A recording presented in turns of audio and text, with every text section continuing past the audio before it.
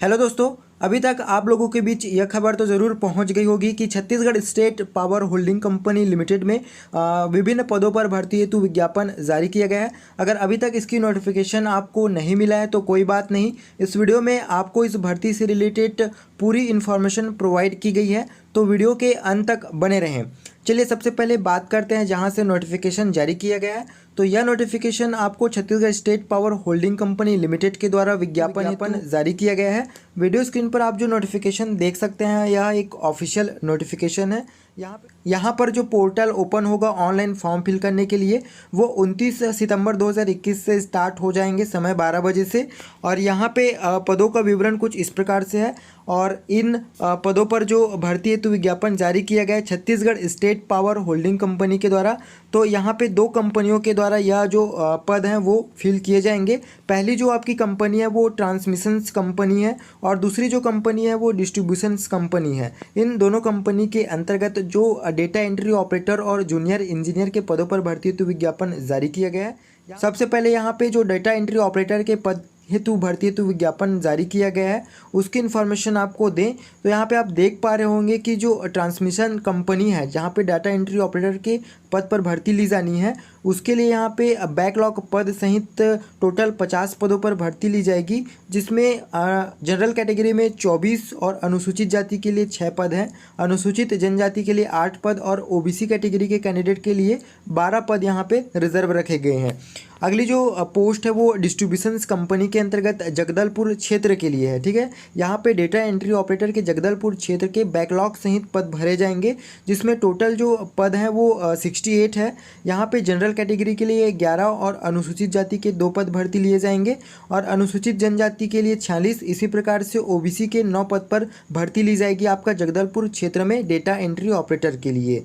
ठीक है, अगली जो पोस्ट है वो डिस्ट्रीब्यूशन कंपनी के अंतर्गत अंबिकापुर क्षेत्र के लिए है। यहाँ स्क्रीन पर आप जो देख पा रहे हैं तो अंबिकापुर क्षेत्र में टोटल 44 पदों पर भर्ती ली जाएगी।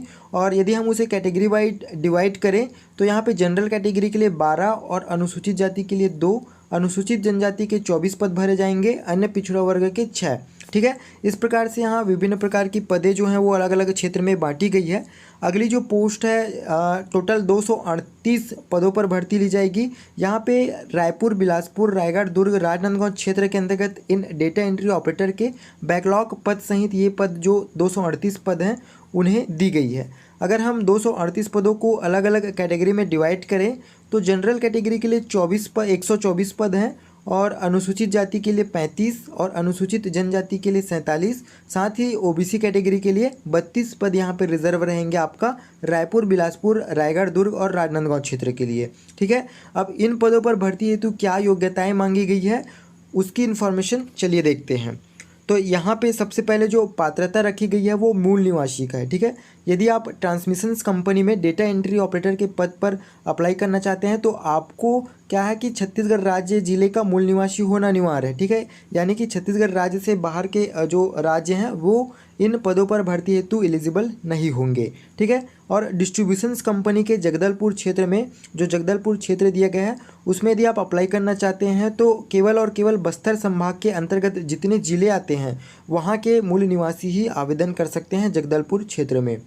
यदि आप अंबिकापुर क्षेत्र में अप्लाई करना चाहते हैं तो आपको सरगुजा संभाग के अंतर्गत जितने ज़िले हैं वहाँ का मूल निवासी होना आपको अनिवार्य है। ठीक है, और डिस्ट्रीब्यूशंस कंपनी के रायपुर, बिलासपुर, दुर्ग, राजनांदगांव, रायगढ़ क्षेत्र में डेटा एंट्री ऑपरेटर के पद पर यदि आप अप्लाई करना चाहते हैं तो आपको जिले का मूल निवासी होना अनिवार्य है। डेटा एंट्री ऑपरेटर पद का दायित्व, यहाँ पे आपको डेटा एंट्री ऑपरेटर के पद के लिए कौन से कार्य करने होंगे। तो यहाँ पे डेटा एंट्री ऑपरेटर का जो पद है वो कार्यालय में आपको टंकन संबंधी यानी ऑपरेटर कार्य दिए जाएंगे। साथ ही आपको जो हो MS ऑफिस, मुख्यतः MS वर्ड, MS एक्सेल और MS पावर पॉइंट, साथ ही MS एक्सेस आदि और इंटरनेट संबंधी सभी कार्य कराए जाएंगे। ठीक है, और नस्तियों को व्यवस्थित रूप से संधारण करना, साथ ही आपके जो सीनियर अधिकारी होंगे उनके कार्यक्रमों में आपको एक सहभागी की तरह भी भूमिका निभाना होगा। ठीक है, और यहाँ पे स्टाइपेंड की बात करें यानी कि जो आपकी सैलरी होगी वो डेटा एंट्री ऑपरेटर के लिए पे मैट्रिक्स S4 रहेगा।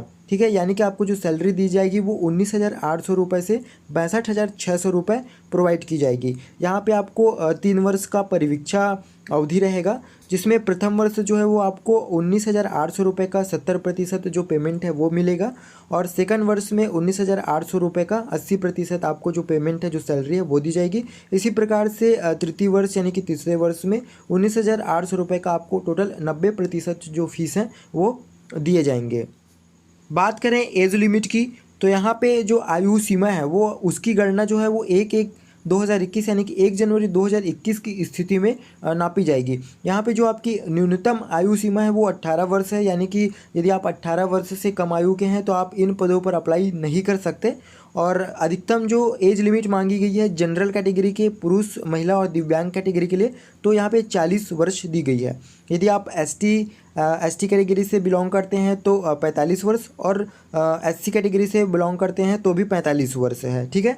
और यदि आप ओबीसी कैटेगरी के हैं, पुरुष, महिला, दिव्यांग जो भी हैं, वो 45 वर्ष यहाँ पे एज लिमिट दी गई है। साथ ही अब बात करें हम आपके एजुकेशन क्वालिफिकेशन की, तो सबसे बड़ी भूमिका आपके ऑनलाइन आवेदन करने के लिए एजुकेशन क्वालिफिकेशन ही मायने रखता है। यहाँ पे जितने भी आवेदक हैं उनको शैक्षणिक योग्यता में ही कन्फ्यूज़न हो रहा है, तो चलिए जो आपकी सारी कन्फ्यूज़न है उसे दूर करते हैं। यहाँ पे जो एजुकेशन क्वालिफिकेशन मांगी गई है वो आपको ऑनलाइन आवेदन के अंतिम दिन तक पूर्ण कर लेनी चाहिए, ठीक है।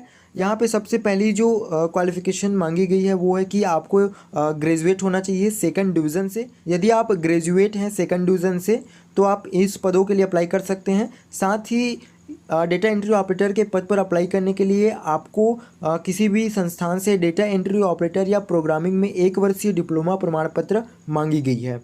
और यहाँ पे कंप्यूटर में इंग्लिश और हिंदी में 5000 की डिप्रेशन प्रति घंटा की गति आपकी जो डिप्रेशन की है, यानी कि जो आपका टाइपिंग करने की स्पीड है वो 5000 की डिप्रेशन प्रति घंटा होनी चाहिए, ठीक है। अब चलिए बात करते हैं यहाँ पे जो आपका कॉलम, जो आपका पॉइंट दिया गया है ख, ठीक है, कि किसी मान्यता प्राप्त संस्था से डेटा एंट्री ऑपरेटर या प्रोग्रामिंग में 1 वर्षीय डिप्लोमा मांगी गई है।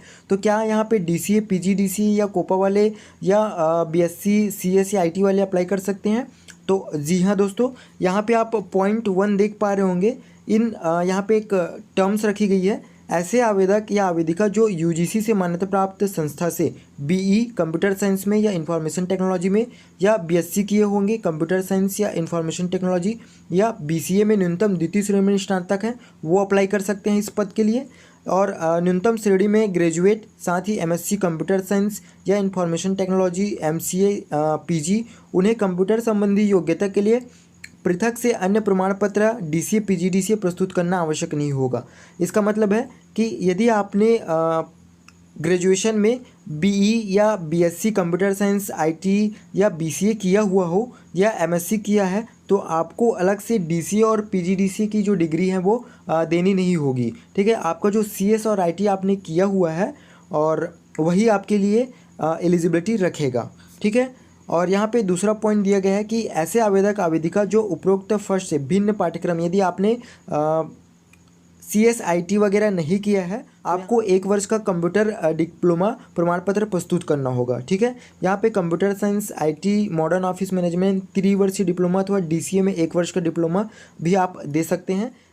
यदि आपने ITI से कोपा किया है तो भी आप इन पदों के लिए अप्लाई कर सकते हैं। साथ ही यदि आप ग्रेजुएट हैं और PGDCA किए हैं तो भी इस पद के लिए आप अप्लाई कर सकते हैं। यदि आप ग्रेजुएट हैं और DCA हैं तो भी आप इन पदों पर अप्लाई कर सकते हैं, ठीक है।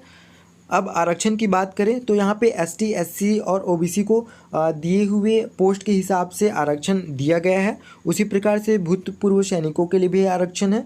महिला कैटेगरी के लिए यहाँ पे 30% आरक्षण रखी गई है, और दिव्यांगजन आरक्षण भी यहाँ पे पोस्ट में अलग अलग जो डिवाइड किए गए हैं उसके हिसाब से है, ठीक है। बात करें विभागीय उम्मीदवार की, तो यदि आप ऑलरेडी वहाँ पे जॉब करते हैं डेटा एंट्री ऑपरेटर का, जिस विभाग से या पोस्ट आया है, तो यहाँ पे आपके लिए कोई पद आरक्षित नहीं है, किंतु आप इन पदों पर अप्लाई कर सकते हैं, ठीक है। और बात करें आपके आवेदन शुल्क की, तो इस वीडियो स्क्रीन पर आप देख पा रहे होंगे कि जो जनरल और OBC कैटेगरी है उनके लिए 700 रुपये यहाँ पे शुल्क रखी गई है, और अनुसूचित जाति और अनुसूचित जनजाति यानी कि ST, SC के लिए ₹500 यहाँ पे ऑनलाइन शुल्क भुगतान करना होगा। ठीक है, आपका जो ऑनलाइन प्रस्तुत करने का अंतिम दिन है, यानी कि ऑनलाइन फॉर्म अप्लाई करने की अंतिम तिथि वो 28/10/2021 है, यानी कि आप दिनांक 29/9/2021 से 28/10/2021 तक ऑनलाइन आवेदन जो है वो प्रस्तुत कर सकते हैं। अब यहाँ पे आपकी चयन प्रक्रिया किस प्रकार से होगी, तो आपका जो चयन प्रक्रिया है वो सबसे पहले प्रतियोगी परीक्षा होगी आपका। ठीक है, आपका एक एग्ज़ाम दिलाना होगा जिसमें टोटल 100 प्रश्न होंगे 100 अंक के लिए, और यहाँ पे माइनस मार्किंग भी रहेगी। यदि आप 4 क्वेश्चन गलत करेंगे तो उसमें आपका 1 नंबर जो है वो कट किया जाएगा। ठीक है, जो सिलेबस रहेगा आपका एग्ज़ाम का, जो आपका एग्ज़ाम पैटर्न रहेगा। ठीक है, यहाँ पे सबसे पहले आपका सामान्य ज्ञान का 25 अंक का 25 क्वेश्चन रहेगा, सामान्य कंप्यूटर ज्ञान का 15 अंक रहेगा 15 क्वेश्चन, मानसिक योग्यता का यहाँ पे 15 अंक रहेगा 15 क्वेश्चन, और सामान्य गणित भी पूछा जाएगा जिसमें 15 क्वेश्चन रहेंगे 15 अंक के लिए, और सामान्य हिंदी के 20 अंक पूछे जाएंगे 20 क्वेश्चन रहेंगे। ठीक है, यहाँ पे सामान्य अंग्रेजी जो कि व्याकरण रहेगा जिसमें ग्रामर, उसके 10 क्वेश्चन यहाँ पे इंग्लिश से आएंगे। और साथ ही यहाँ पे प्रतियोगी परीक्षा के अलावा आपका सेकंड जो फेस रहेगा वो कौशल परीक्षा का रहेगा। ठीक है, यानी कि आपकी यहाँ पे टाइपिंग स्पीड मांगी जाएगी। यहाँ पे जितने पद हैं उसके 5 गुना उम्मीदवारों का आपको कौशल परीक्षा के लिए बुलाया जाएगा एग्ज़ाम होने के बाद। ठीक है, कौशल परीक्षा आपकी निम्न अनुसार होगी। आपको कंप्यूटर में 5000 की डिप्रेशन प्रति घंटा की गति कराएंगे, और इसमें टोटल आपका 50 अंक रहेगा। ठीक है, उसी प्रकार से हिंदी में भी 5000 की डिप्रेशन प्रति घंटा की गति मांगी जाएगी जिसमें टोटल 50 अंक रहेंगे।